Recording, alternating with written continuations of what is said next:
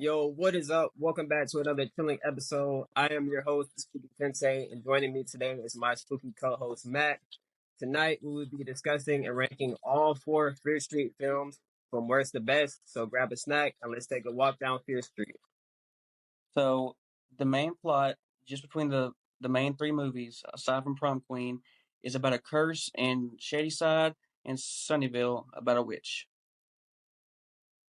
But Uh, also, but also, these are also based on R.L. Stein's Fear Street books, and there's 151 of them, so it's a lot.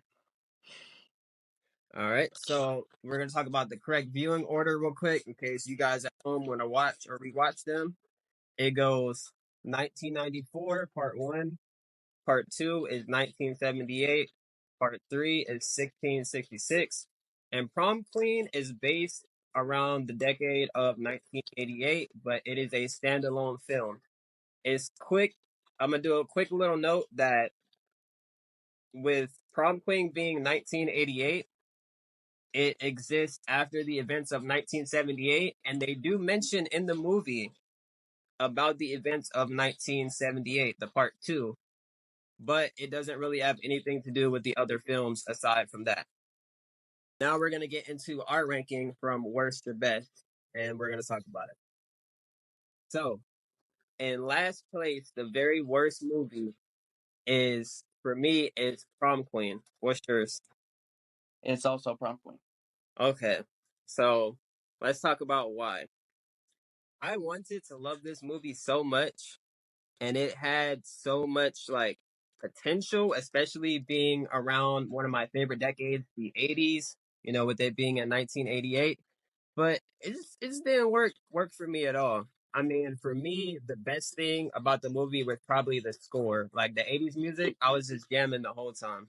What about you? Well, I was one of them.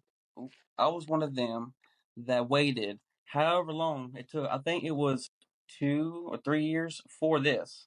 I waited, and I didn't expect it to continue from the third one. I expected just a clean story, but what I watched basically was a copy and paste of slashers for the last 20 years, basic plot, horrible characters. But I do think, as like a side note, I do think that the 80s vibe is running a little thin. Like the music and everything, it's cool to be nostalgic, but it's running a little thin since we've had it so much. But yeah, that's my number four. Yeah, I would agree on that for sure. I think do you think the killer, didn't they say like the killer, they had like the poncho, isn't he or she based off of Sweet Alice, I think it's called? I think so. I think so. And Okay. also, I guess the only thing I could say about this is it does match the book because that's one of the only few Fear Street books that I did read, and it did follow the book. So I mean, the good thing about Prom Queen is we do get a kill pretty early on. But yeah, one thing that I don't like about Prom Queen is the killer using axe in some scenes, and we've already seen that from 78. So it's kind of like a little repetitive. Another con is there are some weird issues. Like, why would Lori go home with her enemy, like the girl that's been bullying her? That's something that I never understood. I was like, no normal human would do this. Why would you go home with the enemy? well, the cherry on top for me was I actually hated. I could not stand how it was the parents the whole time. It just didn't like. I could see how it somewhat makes sense, but at the same time, it's just not a good reveal. It's not at all. For sure. And it felt dragged on. Like, I would definitely say there's about 18 minutes of the movie that shouldn't have been in the movie. One Yep. thing that I despise in horror movies is dragged out endings. But Like, yep. it should have ended way sooner than that. One last thing about Prom Queen that I found interesting was, yes, I know it's based off the book, but it seems oddly, it almost feels like a homage or a shout out to like John Carpenter and also Prom Night. Because you got Prom Queen, Prom Night. Yep. Who stars in Prom Night? Jamie Lee Curtis. What is the character that she mainly plays? Like she's famous for playing Lori. The Yep. the main character in Prom Queen is named Lori, and they mention the events in Prom Queen of 1978, which is happens to be when Halloween came out. So I'm kind of like, And I did not catch that. He caught that and told me about it. yeah, it's kind of like it may not be because it's based off the book, but it's also like too coincidental. Right. It just, the characters felt flat and the reveal was stupid. The kills were pretty cool and pretty gruesome, but it's just kind of like compared to what we get from the other Fear Streets and walking into Prom Queen knowing what you get with the other Fear Streets, I felt like this one really felt short. So this is why we put it at the worst spot. Yep.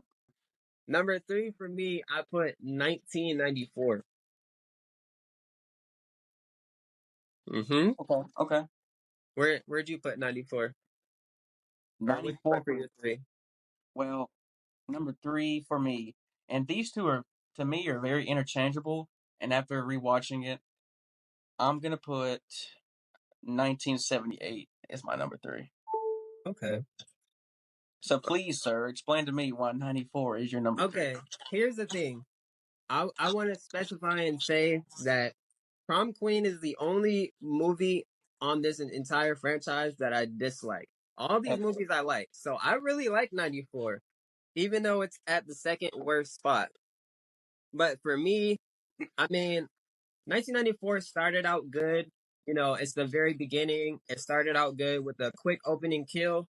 But my issue with 94 is it has that Scream plot. And it's like, I get that we copy off Scream because it's like that movie, but it's like you have to execute properly. And while they did execute properly on the opening scene, getting that like, oh, here's our character that you don't know that something's gonna happen to her and things like that. And it's nice to get that quick opening kill, but it's like aside from that, let's be honest, was the main villain, there was multiple villains, but was the main villain really that interesting? Ryan, was he really that interesting? We didn't really know much about him. All we pretty much learned is that he was a friend of one of the characters, and then shortly after that he became a killer. And I find out of all the killers in this franchise, because there is multiple, I felt like his is just very boring. He's just a guy in a costume with a knife, as opposed to certain other killers. They get their backstory explained, or they have like unique things about them, like the singing lady and certain things like that. So I just found the main character to be like the main antagonist to be pretty boring and copying the Scream formula, but it is a good movie for sure. Well, the reason I have originally this was my number 2 spot because, like I said, my number 2 and this one are very interchangeable Mm-hmm. to me. But after rewatching, the only reason I put 78 third was because I feel like this is going to be a main trope of the whole video. Is while I did like the vibes again, kind of tired of the trope of the really good songs, really good songs. Just tired of that trope, but also I don't feel like we had enough time with the sisters, the main sisters of of the of that movie, but I'm also kind of tired of they hate each other most of the movie, but then as soon as you're about to die, you regroup. Maybe it's just me. I'm just kind of that's another. It's just full of too much tropes to me. It's just full of too many tropes. And the killer was decent. I do think this has the best kills out of the whole franchise though. Mm-hmm. I will say that the best kills, more gory kills. But yeah, that's really my main thing. It's just too many tropes. I just feel like I've seen it 1,000 times. Yeah. All right. I guess we'll segue back and forth between 94 and Yeah, 1978. So because another it all thing, connects. another issue that I had with 1994 with being in my third spot was One, the relationship between the main character and her girlfriend can get annoying, and I feel like it's done better 1666 than it is in 94. And also, there's just weird scenes like the main character's brother is painted out to be the annoying, nerdy little brother, but Yep. yet he gets the girl, even though they kind of just met each other. He never really spoke to her that much before. And there was a whole bathroom scene that I hated. You got the little brother in the bathroom with a friend, they're making out. Then you got Dina and her girlfriend in the other bathroom making out. And then you got dude jacking off in the bathroom in the front of the mirror. And they have this whole scene just to set up the joke that it's like he comes out, he's like, "Oh, you guys all made love? Me too." And I'm like, was that really necessary? Like we had a Yes. whole and you gotta think about this too. I'm a person that's more realistic in movies. Like I get that this is not really a realistic movie because there's like zombies or whatever technically, Yeah. but it's like you're in the middle of multiple killers chasing you and all this crazy stuff that the police can't help you with, and y'all all have time to make out when you're supposed to be setting up Home Alone traps. Yeah. It's like then there was the fire, and it's just like you set the school on fire. Like that's another thing. What happened with that? You literally set the school on fire. Like, are you not arson? Are you not getting charged for that? The cameras, you broke into the school. Like, there's Mm, no, there's never Most no of the follow up to series that. And has it's no like, like actual repercussions. yeah. So it's like, I don't know. But 1994 does establish something that I really love, which is they really, they do what other slashers don't do. Usually it's just one person, but this one has multiple killers. But that's another issue I have with 94, which made it lower for me. There were a lot of people that survived this movie knowing that there's multiple killers. I feel like there should have been way more killers. I mean, I feel like there should have been way more kills with multiple killers out. You Right. know, it's like there's horror movies where there's one killer and nobody survives or one person survives. But Yep. there was three, four, five killers in this movie, and how many people died? So it's like that's a little issue I have. But overall, it's a good movie. It starts everything off. It has good pacing. You get a kill pretty much right away. Um, and it establishes a little bit of the lore. But that's the thing too. In '94, it's the first movie, so there's so many unanswered questions that this movie just doesn't answer. Right. So it's like, but moving on to '78, which is your third in place. I actually put 1978 at the number one spot. What was your number? What was your number two? My number two spot was 1666. 1666. Mm-hmm. I want to start by saying this franchise is so good that I kind of bounced around my ranking, As you but should. I had to put 1666 at number two because the love story, like this franchise, is heavily focused on the love story between Dina and her partner, her ex slash girlfriend, and I think it's not done as good in '94 as it is in 1666. Also, the reason why 1666 is number two is because it does what most franchises don't do. It answers a lot of questions. We get a full circle. It ends where it begins. We get all the questions answered. Answered what we thought we knew. Remember what Scream said? What you thought you know is not actually the truth, Yep. and you learn more stuff. We learned, I'm not going to say what, but we learned new things, and we got a lot of answers and a lot of character development. That's the thing about Fear Street. They have good characters that are fully developed. And it was nice to just see that, like, full circle, everything answered. This is what we need in Terrifier Exactly. answers. And You know, one thing though about 1666, which kind of dragged it down, is if you're not somebody that likes the old times and those terrible accents, it kind of agreed. makes this a hard watch. So I feel like rewatchability of 1666 is not as good because you have to pretty much get through that part, like the old timey flashback part, and you also have to watch the other movies.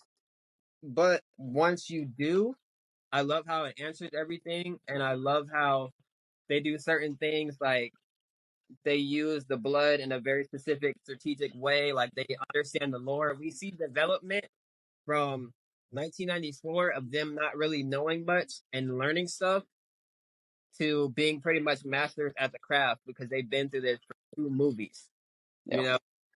And we see people from 1778 working together with 94 to try to bring everything to a close.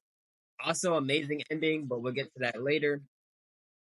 You have any thoughts on 1666? Well, since you've already said your second first, this is going to be kind of a shocker, even to me, just after rewatching. My number two is actually going to be 1994. Okay. 1666 goes number one for me, only because 1994. I love 1994. I do think just character wise, everybody like characters is the best as a whole. But I do feel like more people should have died. If you have how many killers was it? 5 or 4? I think there was three. I think there was like three Okay. or four. Well, But still 3 killers and Friday 13th. Everybody dies. I mean, it's kind of a. But anyway, I do feel like 1994. Even though I was shocked about the main two friends' death. Oh, not Kate. I forgot their names. I'm sorry. I forgot their names.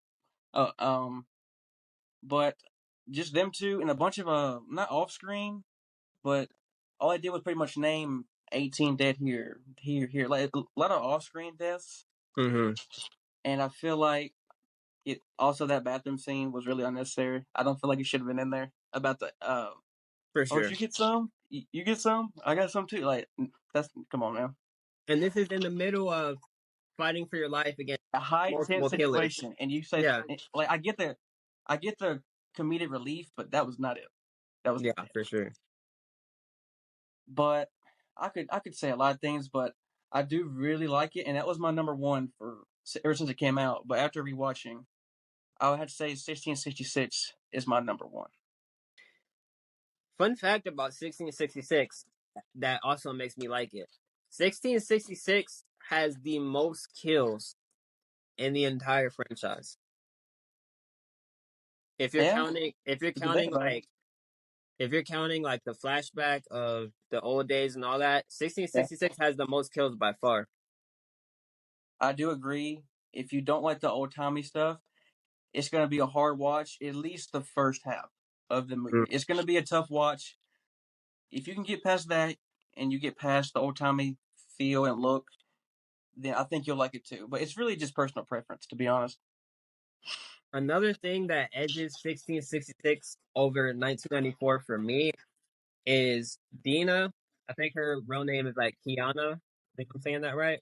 Yeah. I feel like her acting in 1666, especially as the witch Sarah, is a lot better than in 94. Man, 94. It felt like her dialogue was so stale. I was getting aggravated. And Mm-hmm. she's the main character. That's not how you're supposed to feel. And she was so 94. She was just so cringy. She was like a Yeah. butthurt ex. So it was kind Like of like your she's ex wants going. a better life. Yeah, she's going Well, back and fine. forth from like Like I what? hate you, I love you. It was kind of not taking her brother serious, but then having to take her brother serious at the same time. So my number one is 1978. 78. Mm-hmm. I could see that. Just knowing you, I could see that. Sadie Sink as Ziggy. No disrespect to the other actors and actresses. She is a much better actor than anyone in the entire movie. I will agree. She played her role. Even go look at like the covers, the posters, even her facial expression. she's just a better actor. She Yep. really played her role. She had a sister in the movie, and the dynamic between those two played off each other very well. And I felt like 1978 was a fresh break from the love story stuff because yes, there kind of was a love story with the guy, but it wasn't pushed as much as 94 and 1666. You get that love story between Dina and her girlfriend, 94, 1666. 1978 was a fresh break from that to where it was focused on more other stuff. And we were more focused on sister to sister bond, where one character is accepting who she is, a shady sider, and accepting that life is just going to be crap and she's going to live her life, do what she wants to do. The other sister is trying to pretend to be somebody that she's not, which is very relevant to real life because a lot of people do that nowadays. And I felt like the dynamic between those two, how they were living two completely different worlds, but still had to work together, was something that I really enjoyed. Then we also have the classic, 78's the one about the Camp Nightwing. Yep. So I felt like that's something we're used to.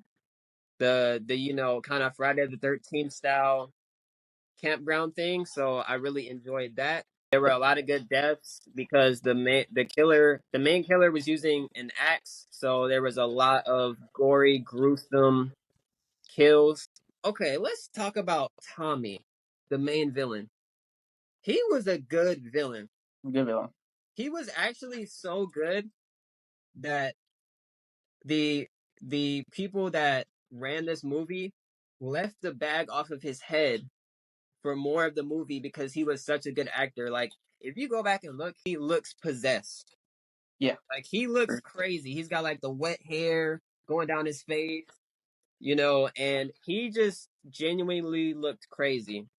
And I feel like out of all the killers, he's one that's more terrifying, you know, because one, he runs. The other killers don't really do that too much. And two, he has that axe, man. He has that weapon that's like, you know, if you get stabbed with a knife, it's like, yeah, it's bad, but you might be okay. You get hit with that axe, you're in trouble. I also I was, wonder if that was a reference to Friday the 13th. Tommy, axe, bag on the head. yeah, for sure, for It, sure. it He may had be a the bag in stretch, part but two, it was first thoughts. for sure. And I'm glad you brought that segue up because there's also Alice. There's a character named Out. Alice. Yep. And then the killer is named Tommy, and you got Tommy Jarvis and Alice in Friday the 13th. You got the bag on his head, the bag on Tommy's head, like part two of Friday the Yep. 13th. So I definitely felt like it was some homage there for sure. And another thing that pays homage is it's based in 1978, which is the same year that Halloween came out. Oh, another thing too, another thing that put 1978 over 1994 is in 1994, Ryan, the Skullface killer, all we know about him is he was friends with the girl and he started killing people. Tommy, we actually see the evolution of him going from a normal, nice guy to a Okay. killer. And he gets worse and worse and worse. We see him having headaches. We see him starting to turn dark, starting to go from a normal person that talks to somebody that doesn't really talk. And then we just see the evolution. And that's what we should have got with Ryan. That's why Ryan, the Skullface killer, is a boring killer because we don't know anything about him. He's just a Because guy with a knife. all there was it whispered his voice and then he went crazy. That's all we know. While in 78, we get the full progression of his madness. Yep. Also, 1978 served as the bridge, you know, because it transitions the events from 1994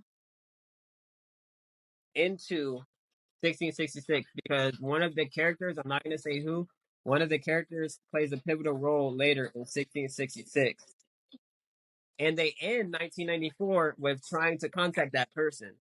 So I find 78 to be really pivotal. And also, it's like, it's easier rewatchability to watch 78 than it is 1666 because all you have to do is watch 1994 and then go to 78. As opposed to 1666, you have to watch two movies and then go to 1666. Yeah, the And first two are. with having to go through that like period of like the old flashback times, it could be a little hard. You Yeah, know, it could be a little hard. that transition can be a little hard sometimes. Hmm. So I feel like 1978 has a lot of rewatchability. One thing that I do dislike about 1978 though, can we talk about the mask?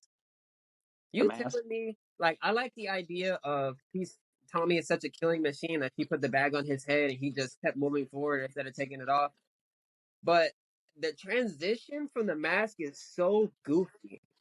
Yep. Literally, he goes from a sack on his head, and then it cuts to a sack on his head with eye holes and hot eye impressions and like a full mask. And it looks so goofy because you can tell the difference between the mask and the sack. Like that transition they did was terrible. Yeah, I could tell just by the how they cut that up in production, how they did that. Yeah, it was not good. Another issue is 1978 because it's in the middle. It's not a standalone film. You need 1994 for it to kind of explain a little bit, and you need 1666 to answer those questions. But that's why 1666 is in the second place because it answers every single question. And at one point, I thought about putting 1666 in the first place. The only reason why I didn't is because it can be hard to get through that flashback period. Yeah, And the flashback period was cool. I feel like it was Kiana's best acting. My agreed. issue with it is I was not a fan of one, the repeat love story that we got in 94, even though it was done better. And two, I was not a fan of characters we already know playing other characters in the flashback. Like, why couldn't we have? I mean, technically, we did have a character for Sarah, but why didn't she actually play the full role of Sarah? Yeah, You know, not to mention, like, one thing that bothered me is like, okay, I can see alive characters playing other characters, but why do we have dead characters that died in other movies playing other character in the flashback? Like, this is not Netflix American Horror Story. It works in American Horror Story. Why? Because American Horror Story is an anthology, and each season is about something different. Fear Street is a continuation of three movies. So you're literally watching somebody that died in a different movie play a different character with a funny accent that acts nothing like the character that they were. So it kind of throws me off a little bit when I know and I'm like, man, it would have been nice to just have different actors, you know? agreed. Agreed. Because I still got to talk about my first place, which is 1666, Okay, let's go back to 1666.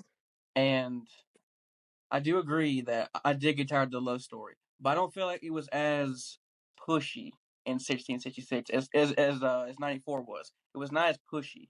Like Mm-hmm. it was part of the story back then, which it bears a question. Why was that? Like I get from 94 to 1666, I get it, but I feel like that was just for, I guess, just to follow 94. Like you didn't have to have them two together back then too for the flashback. Sarah Fair and another girl. You didn't have to, but I digress. Yeah. Um, I do love. It's just bias. I love the old timey feel, and I feel like they were not given homage, but they were for history, like the infamous Salem witch trials.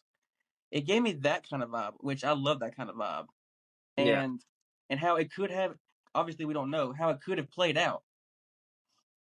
Um, I think it was a little slow building it up, but when it actually paid off, it paid off. And then when you actually cut from the old timey back to reality, I feel like it did drag a lot with a lot of dialogue, but of course you have to have that for the ending. And one other thing, I don't know if I'm sure most people have watched this movie, but in case you haven't, just stay after the credits. It gives hope, more hope for the franchise, even past Prom Queen. But yeah, for sure, 1666 is really nice. It's really well written. It answers pretty much a lot of questions that you have, and it's so interesting to me that after two movies that do a very good job, there's still plot twists and things that make the movie interesting. Like after the flashback, you're fully locked into the movie because you know things that you didn't know before. I'm not going to go into what, Right. but there's really good plot twists in that movie for sure. And also in 1666, them returning to the mall where it all started, that was just gold for me. It was Yep. gold. For me, at least, I think my number two and number three are very interchangeable. It just depends on my mood. Everything in this franchise except for Prom Queen, I really enjoy. I feel like they all have their place. It just depends on my mood, but I think 1978 is just a better movie for me. But they're all pretty good. This is a really good franchise. And hopefully, we can have more. There are three more on the way, according to R.L. Stein. All right, let's talk about our favorite moments throughout the franchise. What are some of yours? Or what are one of your? Mm, I would say the um the hanging scene in 1666. How much intensity! Again, that was one of her best performances. That intensity she had to bring, all the characters' emotions. That was definitely one of my favorite Mm-hmm. scenes. Was the hanging in 1666?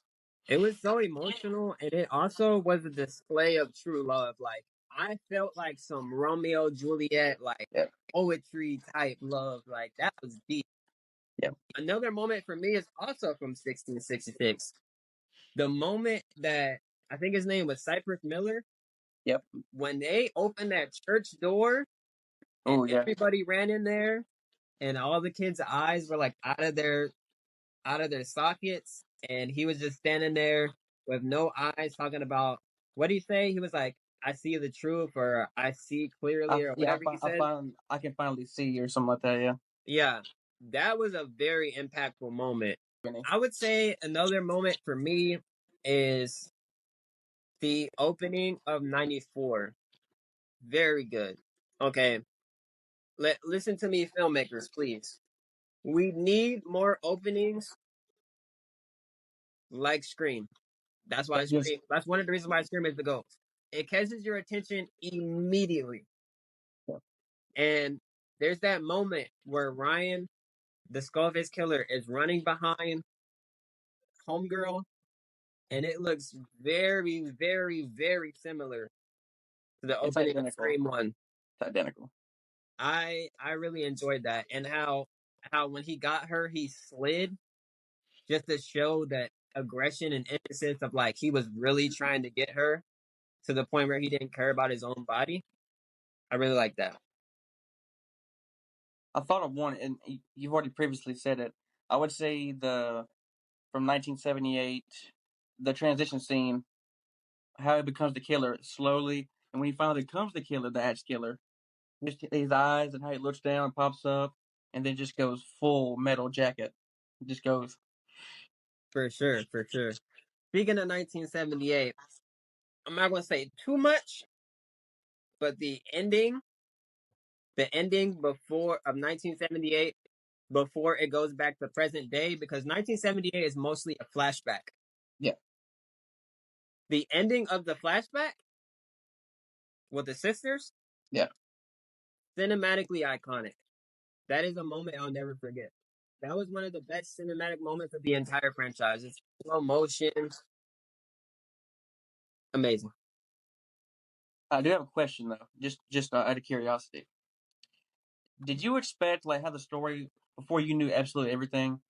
How long did it take you to piece together about who truly was the main villain of the whole all three films? How long did it take you? early on into 1666 that something weird was going on because it doesn't make sense how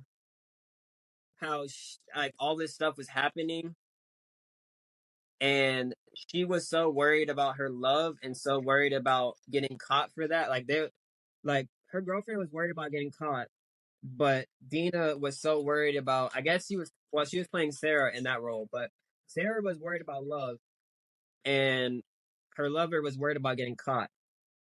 So with all the stuff going on and how Cypress started tripping, I knew something early on was different in 1666, but honestly, so much stuff was going on between 1994 and 78 that I never realized that there was like a different villain until early on in 1666. So they did a good job hiding that for me. At least for me, I was like, because usually, at least for me and you, I just speak of us. Nowadays you can pretty much tell within the first sometimes 5 minutes, 15 minutes of what's going on. So kudos to them. I like Mm-hmm. certain deaths. I like certain deaths, like the girl in '94 where she got pushed through that was a The bread meat slicer. grinder, whatever. Bread slicer. Yeah, breast slicer. That was one. Yeah. I do feel like that the um the main villain. I'm not gonna say who it is in case anybody that did not watch it. For me, at least, fell flat. It fell flat overall. The story was good of the whole thing.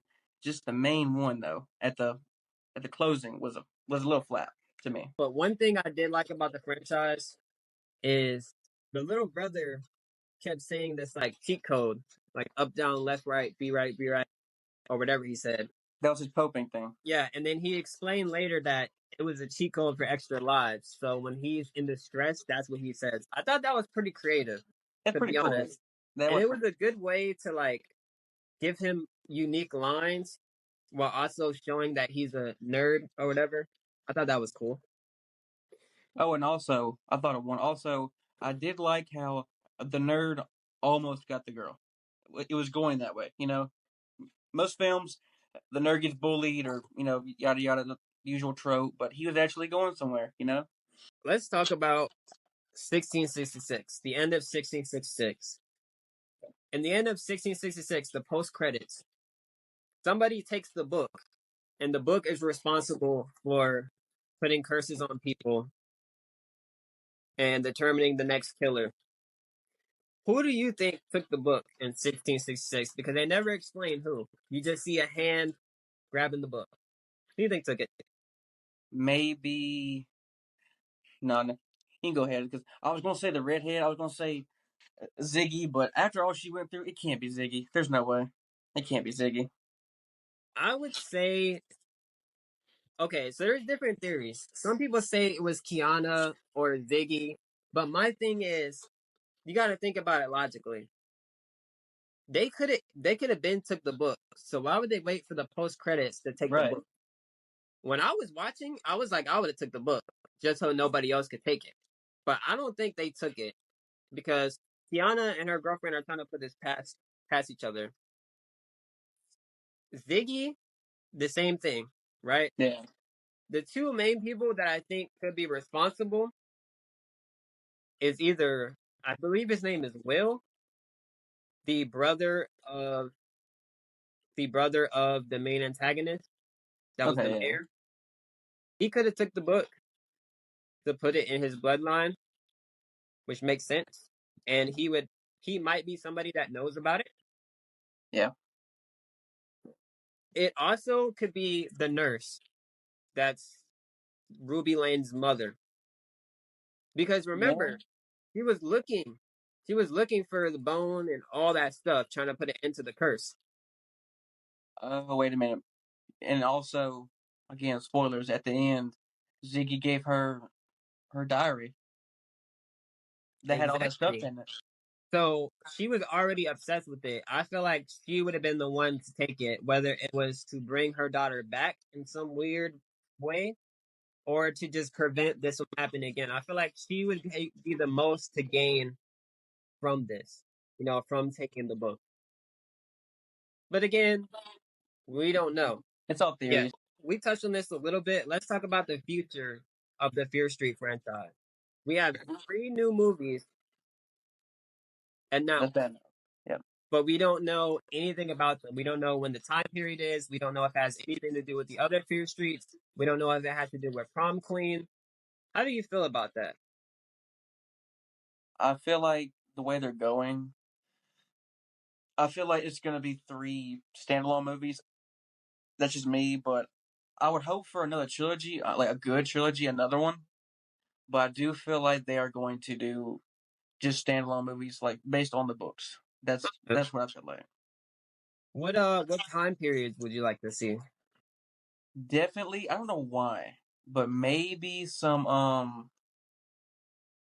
obviously modern. Give me like a creative modern story. Um, I would say maybe the 40s. But here's my thing though. Honestly, I would say I want flashbacks of like the milkman, the boy, Ruby, but I would feel like it's kind of too late for that if you do it after all this. Would you agree? Yeah, yeah. It is kind of too late. I just hope that if they put new killers in or killer whatever, Yeah. I just hope they do what they did in '78 and actually like show his life or her life instead of just, oh, this is a random person that got possessed Yep. that we don't care about. But I wouldn't mind if the original cast, well, whoever's left of the original cast came back and they continued it and made it actually good. You know, Yeah, I for sure, wouldn't mind it. for sure. Or what if we got like a reboot, like or not a reboot? What if we got like, I don't know what it's called, but it's like to where they're older because they were like teenagers, they were like high schoolers in the film. So what if we get like grown up Dina, grown up big brother, grown up little brother, and we get a movie like that? So like a Scream 3 kind of. Not. I think you know what I mean, but they're like older. You know. Yeah, Yeah. yeah, like grown because they're teenagers in the other film, or like grown. Yeah. Kind of like a Scream 2, how they went from like high school to college, Could something be. like that. But yeah, I'd be curious. I'd be super excited to watch any Fear Street, even though Prom Queen didn't really do the best. Even though I am a little, I'm not like worried, but I'm a little optimistic after Prom Queen because they teased for years about Prom Queen and then they dropped that. Is it unwatchable? No. But is it good? Not to me. Not to me. Yeah, I think it's a fun if you like slasher, like the whole slasher vibe thing. But it's just like, It's a if you're, very turn your brain off and just watch something while yeah, you're if you're eating. if you're gonna do a who done it, you have to do the reveal correctly. That's the main Yeah. thing. Do you have any final thoughts on the franchise as a whole? I do hope it continues and they don't make another Prom Queen. Please don't make another Prom Queen. Okay, I personally feel like I could say this is one of the best franchises that is out. Yep. If you really think about it, the only bad movie is Prom Queen. And if you think about it, this is a very strong trilogy because the other three are a trilogy. This is one of the best trilogies we have. One of the reasons why Prom Queen is probably so bad is because it has nothing to do with the other films. Yeah, one of the reasons, yeah. Yeah, so it's like, I think this is a very strong franchise. Like a lot of franchises, you have certain movies that are really bad. You may have like two, three, four, you know, but this franchise is only one bad movie, and the best part is you don't even have to watch it. You can just do the trilogy and call it a day. That's it. So That's I it. feel like this is one of the best franchises we have. Definitely underrated franchise. More people should watch Fear Street for sure. For sure. I would agree on that. Okay, so obviously, if you want to watch any of the Fear Street, you can find those all on Netflix. Netflix has every single one of them streaming right now as the time of this recording. Well, that was us, Matt and old Spooky Sensei, talking about the Fear Street movies. And I hope, and this will not be our last episode, not by a long shot. So we hope you come back and just listen to a few horror nerds talking about horror.